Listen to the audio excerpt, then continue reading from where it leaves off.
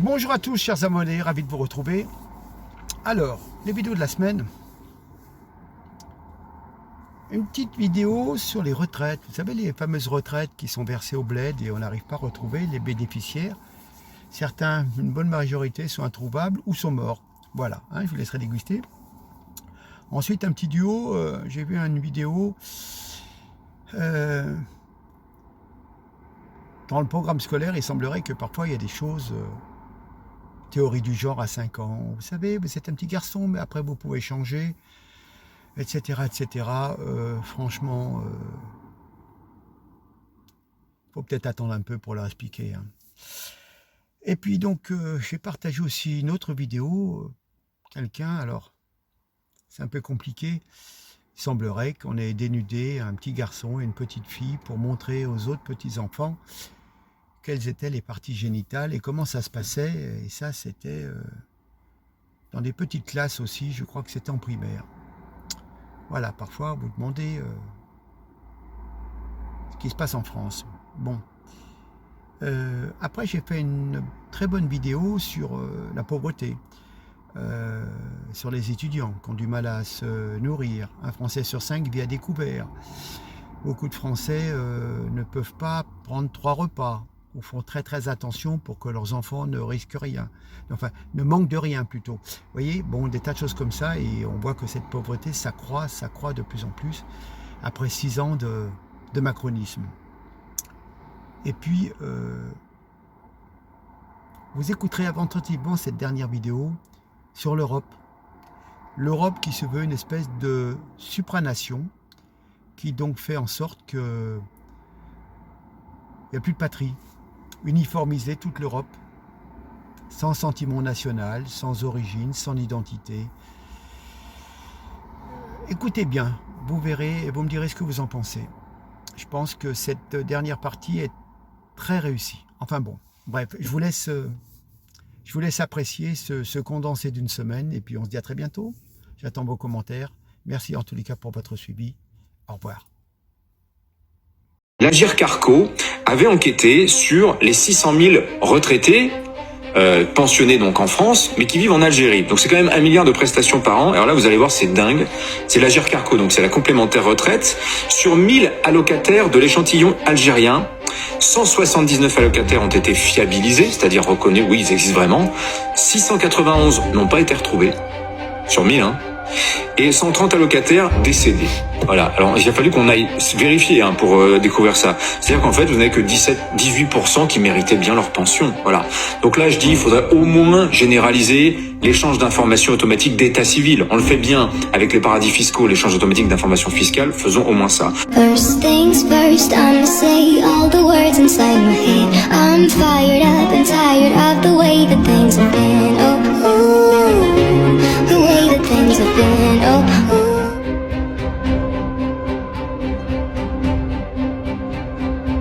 Distribués à des enseignants qui donneront des animations dans les écoles. Certains passages font polémique, comme ceux sur l'identité de genre ou encore l'envoi de sextos. Résumé du débat signé Nicolas Loïc et Gaëtan Lille. Premier passage polémique, il concerne les enfants dès 5 ans. L'enfant peut prendre conscience que son identité de genre peut ne pas correspondre à celle assignée à la naissance, homme ou femme. Pour plusieurs pédopsychiatres, ces sujets sont abordés bien trop tôt. Nous devons les protéger grâce à une information, à de la prévention, mais l'éducation sexuelle, c'est uniquement pour des adolescents et encore pas des adolescents de 12-14 ans. Réaction du Centre d'action laïque. Plusieurs enfants de 5 à 8 ans se posent ce type de questions. Soit on nie la question et on nie sa réalité et ça devient un tabou pour lui, ça devient un interdit et ça le rend vulnérable. Soit on lui répond en adaptant évidemment le langage et c'est pour ça que ce sont des professionnels qui doivent accompagner et répondre à ces questions. Le guide n'est pas destiné aux enfants, mais à des enseignants spécialisés. Des animations seront données dans les écoles, notamment sur les partages de sextos ou de nudes, ces SMS qui peuvent être excitants et source de plaisir. Public concerné les enfants de 9 à 11 ans, trop tôt une nouvelle fois, selon cette pédopsychiatre. Je considère, quand je vois ce que vous avez mis dans ce guide et qui est le résultat de discussions avec 400 enfants, je me dis, ces enfants-là, ils ont besoin de beaucoup plus de protection que ce qu'ils n'ont à l'heure actuelle. Réponse, les enfants de 9 à 11 ans sont plusieurs à recevoir leur premier GSM. Ils vont sur les réseaux sociaux et donc ils ont affaire au premier cas de harcèlement. Et ce harcèlement, il peut aller jusqu'au nude et au texto. Et donc l'idée, c'est à 11 ans en amont de déminer et de leur expliquer c'est quoi, quels sont les risques et comment effectivement aborder la notion de consentement. La ministre de l'Éducation, Caroline Désir, a réagi. Certains passages du guide pourraient être reformulés. Un papa a laissé monter sa colère dans une école en allant voir le directeur qui l'a menacé et a cassé le bureau du directeur à coups de pied. C'est l'histoire d'un père qui vit donc à Bergerac. Son fils de 6 ans, scolarisé en classe de CP, a donc été mis à nu, lui et une autre petite fille, dans un atelier pédagogique d'apprentissage à la sexualité. L'enfant décrit de manière précise les conditions dans lesquelles il a été sélectionné devant toute la classe pour être totalement déshabillé avec une autre camarade dans le but de montrer à toute la classe de CP où le pénis du garçon devait rentrer, et donc l'atelier consistait à ce que les deux enfants de 6 ans se touchent mutuellement nus afin de montrer à toute la classe et d'encourager tout le monde à pouvoir participer. La petite fille a donc décrit à sa mère que le petit garçon avait rentré un doigt dans son piou-piou à la demande des éducateurs sexuels, et le petit garçon a clairement très bien décrit à son papa qui a vu rouge lorsqu'il a appris ça. Il a en effet immédiatement été à l'école en voiture, de rage, ayant au passage été flashé à 98 km/h en ville, tellement sa colère devait dépasser sa personne. Imaginez à quel point l'homme de 42 ans avait une haine monumentale pour rouler aussi vite, rien que pour se précipiter à l'école. Cette histoire n'est évidemment pas dans les médias, puisque le papa a relié son histoire uniquement sur les réseaux sociaux, et que bizarrement ce genre d'histoires ne font pas trop parler d'elle dans les médias. Je vous invite donc à avoir une bonne communication avec vos enfants afin de pouvoir lui poser des questions sans gêne, pour pas que l'enfant soit gêné d'en parler. Et le seul moyen de stopper ça, c'est de provoquer la peur chez les éducateurs sexuels. Imaginez à l'école apprendre que votre fille s'est fait mettre un doigt à la demande d'adultes. Ça me rendrait personnellement complètement dingue. Et je ne suis pas sûr d'éviter la prison si ça m'arrive à titre personnel, car je suis pas assez sage mentalement pour me convaincre moi-même que je serai en mesure de garder mon calme. Dites-moi en tout cas ce que vous en pensez en commentaire, car le monde devient complètement fou.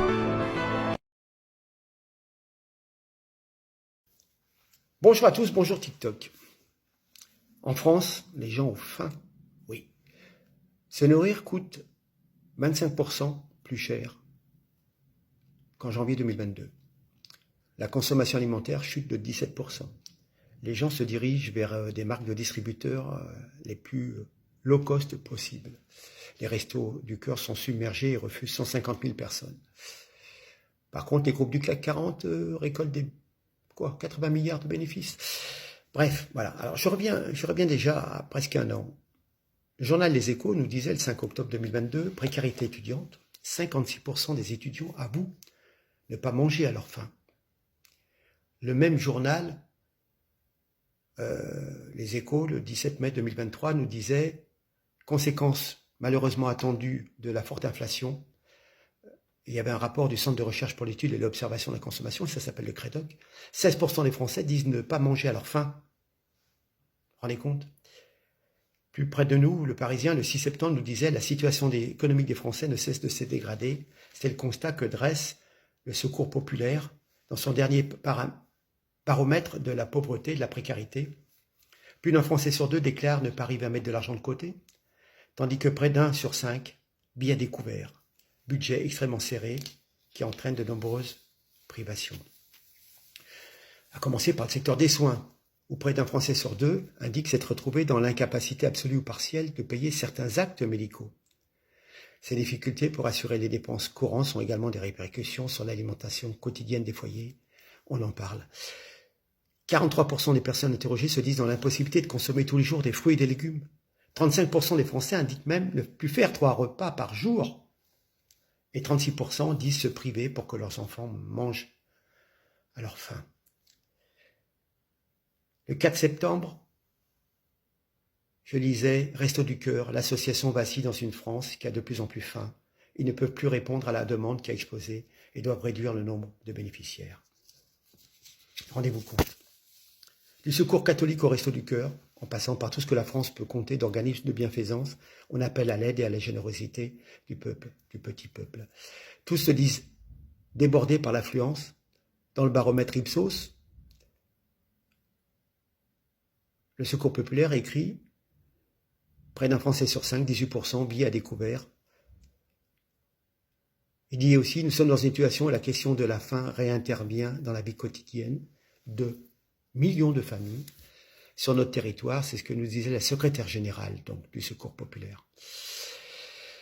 En cause principalement l'inflation, la hausse des coûts de l'énergie. Il ressort aussi de cette enquête que 63% des Français dont le revenu mensuel net du foyer est inférieur à 1 200 € déclarent avoir du mal à payer certains actes médicaux. Vous voyez, ça se recoupe. Et à se procurer une alimentation saine permettant de faire 3 repas par jour. Alors bien sûr, le Français qui paye des impôts se demande ce qu'on fait de tout ce pognon de dingue, mais où passe l'argent? Comment se fait-il que l'État prodigue qui distribue des aides à tout va? Des préservatifs jusqu'aux serviettes hygiéniques, en passant par le chèque énergie, le chèque rentrée. Cet État n'arrive pas à enrayer la descente aux enfers de tant de nos concitoyens. Mais il faudra aussi peut-être dire que on importe beaucoup de misère, de pauvreté, avec tous les gens qui viennent s'installer en France. Osera-t-on d'abord poser les questions qui fâchent? Qui sont ces Français dont on parle ici? Combien d'étrangers parmi les affamés? Ou de gens d'origine étrangère? Combien de mères seules dont l'époux est reparti au pays, il est reparti au bled? Et combien parmi ceux qui frappent à la porte des associations, combien ont des boulots sous-payés? Ces gens qui sont les esclaves de la Start-up Nation, chère à Macron, les livreurs de sushis, de pizza, ceux qui bossent pour Uber, Deliveroo et compagnie qui viennent livrer les bobos dans les beaux quartiers, qui viennent leur livrer des repas. Voilà, ça c'est un constat après 6 ans de Macron, et certains ont choisi de le reconduire à la tête de l'État il y a 1 an. C'est désastreux, c'est désastreux. Comment concevoir qu'on puisse s'aligner, suivre les ordres des États-Unis, de l'Union européenne, de l'Allemagne? Faites ce que je dis, nous disent-ils. Rendez-vous compte, cette Allemagne qui vient nous imposer des normes écologiques, alors qu'eux-mêmes ont des centrales à charbon, qui polluent une partie de la France. Et ensuite, on vient nous dire qu'il faut limiter l'utilisation de nos véhicules, et notamment de nos diesels, alors qu'on a des particules de charbon qui viennent polluer le nord de la France jusqu'en région parisienne. Ces Allemands qui nous font aligner notre tarif d'électricité sur leur prix à eux, alors que nous produisons, grâce à notre souveraineté, pour l'instant encore nucléaire, on produit 10 fois moins cher peut-être. Voilà. Mais on met à la rue tous nos industriels, tous nos artisans, en les obligeant à acheter à un prix prohibitif cette énergie. Voilà le constat. Macron qui nous engage en plus dans un conflit Ukraine-URSS. Macron qui nous oblige à acheter du gaz de schiste anti-écolo qui vient des États-Unis, nettement plus cher que ce qu'on payait jusqu'à présent. Enfin bref, voilà. Bref, écoutez, réfléchissez bien. Il ne faudra pas se tromper une deuxième fois. Réfléchissez à vos prochains votes. Il y a les européennes, il y aura les municipales, il y aura les présidentielles, les législatives entrent. À vous de voir. Merci, à bientôt. Je compte sur vous, partagez. Au revoir.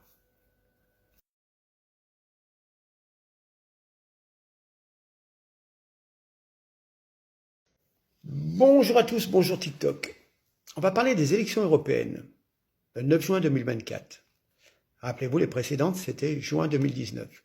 Et là, on peut voir qu'en l'espace bientôt 5 ans, tout s'est précisé. Les sujets ne manquent pas.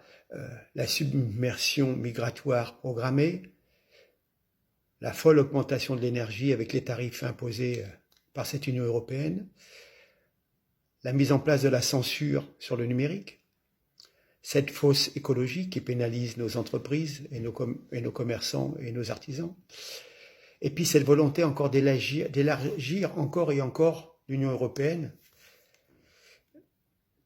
Tout cela, ce sont des enjeux cruciaux pour notre avenir. Il faut tout faire pour empêcher cette politique de l'Union européenne. Alors d'ailleurs, la politique migratoire, c'est le plus significatif et le plus urgent à combattre.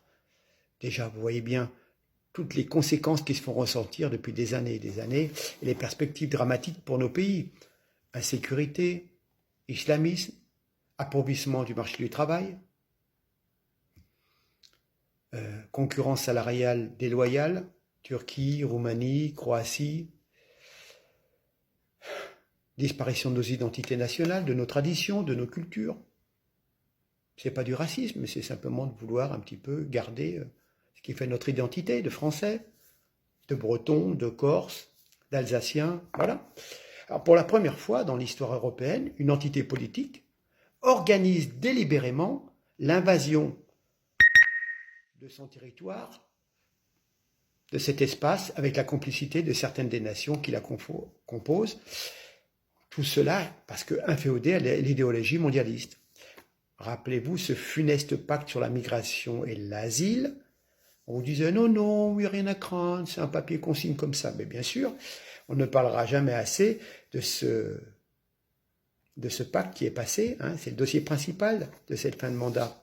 Et on voit que tout s'accélère. Les récentes émeutes, violences, destruction en France, le récent débat sur la question de l'abaya à l'école démontre par exemple le stade avancé des problèmes liés à la question migratoire à laquelle il est urgent de se consacrer. Mais l'œuvre, néfaste de Bruxelles ne s'arrête pas là. Son objectif est de faire de l'Union européenne un supra-État où les entités nationales se diluent peu à peu et avec tout ce qui a fait notre civilisation. L'élargissement sans fin de l'Union européenne, qui est voulu notamment par Charles Michel, le président du Conseil européen, aboutira à un grand ensemble sans âme où seul le marché compte. Ce marché dédié aux multinationales et souvent les multinationales américaines. Voilà. Uniformisation, nivellement par le bas. Voilà ce que les mondialistes veulent pour mieux tout gouverner, tout régenter. C'est une démarche quand même de type totalitaire qui consiste à noyer les cultures, dissoudre les identités pour reconstruire un homme nouveau à l'image d'un univers mondialisé, interchangeable. C'est ce qu'ils désirent en fin de compte. Voilà, je vais vous passer des images, Lampedusa, des images rares des bateaux de clandestins qui arrivent, mais on ne vous les montre pas, hein, c'est pour pas que vous preniez peur. Mais quand vous voyez des tas de bateaux chargés qui arrivent en l'espace d'une demi-heure, 3/4 d'heure, c'est incroyable, incroyable. Et puis, je crois que j'avais vu une vidéo où le maire disait, mais il y a eu que 2500 personnes qui sont arrivées en quelques heures, une journée, quoi. Donc, ils n'arrivent plus à gérer, quoi. Voilà. Vous allez voir, c'est assez sidérant. Tous ces gens qui viennent appauvrir le marché européen. Voilà. Hein.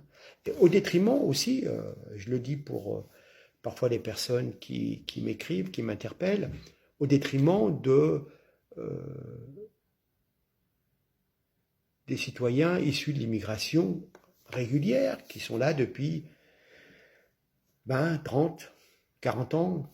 Bref, voilà. Des gens qui sont allés à l'école française, etc., qui n'ont pas de boulot, qui n'ont pas de logement, et à qui on dénie certains avantages pour les donner aux migrants. Là, tous les mal logés des régions parisiennes, on les dissémine en province pour faire de la place, pour louer des chambres à prix d'or pour les Jeux Olympiques. Donc on s'en débarrasse. Voilà, enfin bref, plein de choses. Regardez cette vidéo, et puis vous verrez, mais sachez que c'est quand même très compliqué, et il faudra se mobiliser et aller voter contre tous ceux qui ont mis en place ce système. Regardez, merci.